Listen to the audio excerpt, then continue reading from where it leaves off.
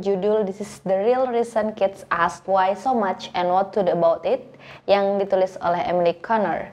Ia mengutip hasil sebuah penelitian dari Universitas Michigan tentang alasan anak-anak yang sangat banyak bertanya. Untuk menjawab pertanyaan ini, hal yang paling menjadi tugas utama buat kita sebagai orang tua atau orang dewasa adalah menanamkan ke dalam diri kita untuk menjawab pertanyaan dengan sederhana dan bahasa yang mudah dimengerti oleh anak-anak. Nah, berikut beberapa tips yang bisa dicoba kalau anak bertanya, bolehkah kita berteman dengan non-muslim?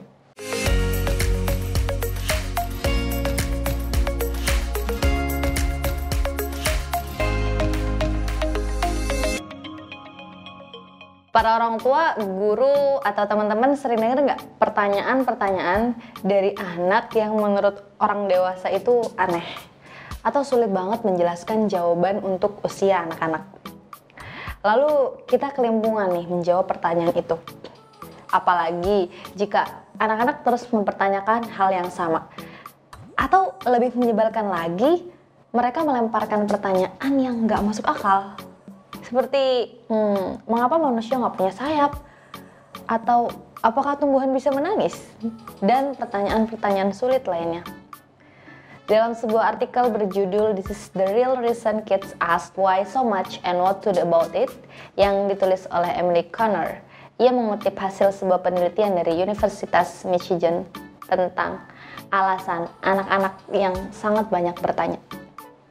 Pertama, mereka ingin tahu. Sebagai anak yang sedang mengalami tumbuh kembang, mereka menyadari bahwa banyak hal yang menakjubkan di sekitarnya dan hal itu menimbulkan banyak pertanyaan dalam pikiran mereka.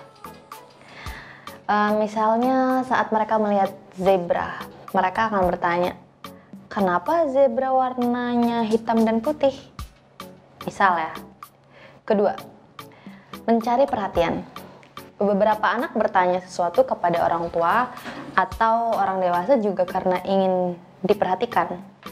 Misal, mereka melihat kita terlalu sibuk dengan pekerjaan atau kita tidak dianggap tidak memahami mereka.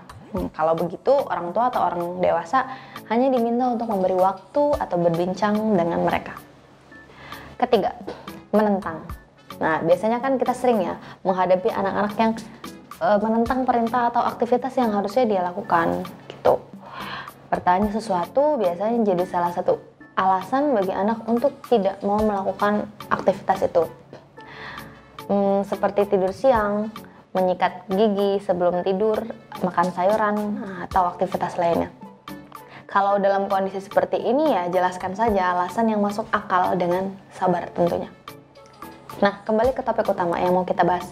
Gimana sih cara menghadapi pertanyaan dari anak-anak tentang bolehkah berteman dengan non-muslim? Untuk menjawab pertanyaan ini, hal yang paling menjadi tugas utama buat kita sebagai orang tua atau orang dewasa adalah menanamkan ke dalam diri kita untuk menjawab pertanyaan dengan sederhana dan bahasa yang mudah dimengerti oleh anak-anak.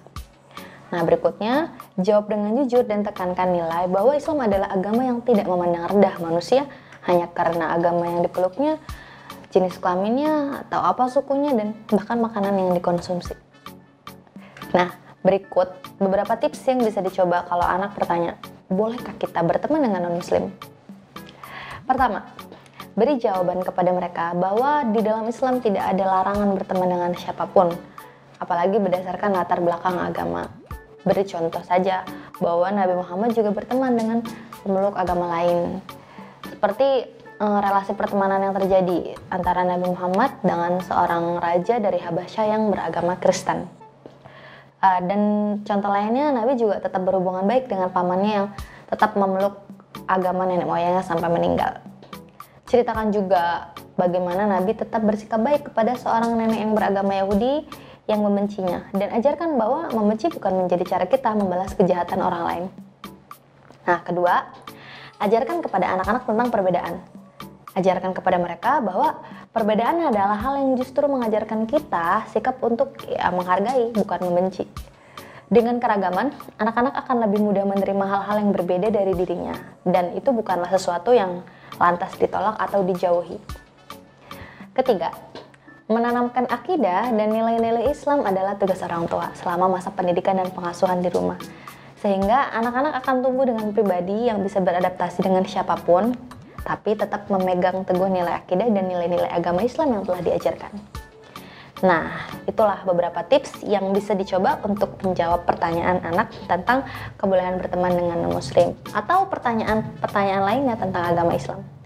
Semoga kelak anak-anak akan tumbuh menjadi sosok yang memiliki sikap toleransi dan cinta pada sesama. Oke, semoga bermanfaat. Terima kasih.